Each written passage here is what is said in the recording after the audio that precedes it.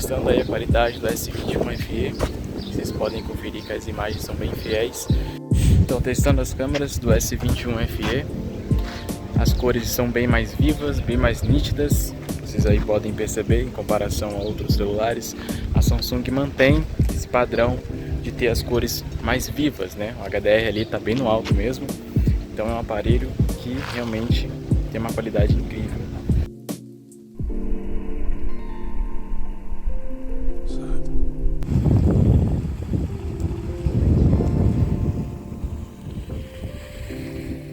Galera, estamos aqui com a Gcam 8.1 BSG no S21, como vocês podem perceber está instalado aqui no meu aparelho, juntamente com a XML, que você vai conseguir baixar do iPhone 14 e outras XML que eu baixei também pela internet. Vamos aqui abrir o aplicativo e aqui você consegue ter a Gcam, tá um pouquinho bugada, tá? É normal aqui no S21, porque tá meio bugado, talvez seja questão do processador e tal, seja um pouco bugado em relação a isso. Como vocês podem aqui conferir, em relação à Gcam, você tem o modo retrato, visão noturna, tem as funções normalmente. A câmera aqui frontal não vai funcionar, vai ficar em tela preta, tá? Infelizmente aqui na Gcam não funciona com S20 FE, mas eu fiz algumas fotos aí através da câmera traseira e teve alguns resultados comparativos à nativa, tá? Você vai poder conferir em breve. Na parte de vídeo também vai funcionar tranquilamente, tá? Eu fiz uma fotinha aqui com a Gcam aqui agora, como vocês podem aqui perceber, ó, fotinha com a Gcam, ficou bem bonita a foto, né? Ficou bem interessante. As câmeras 1.0 e 0.5, tá? Através aqui da Gcam também. Você consegue dar o zoom até 8x aqui com a Gcam. Dando 3 cliques aqui, tem a XML e a versão Full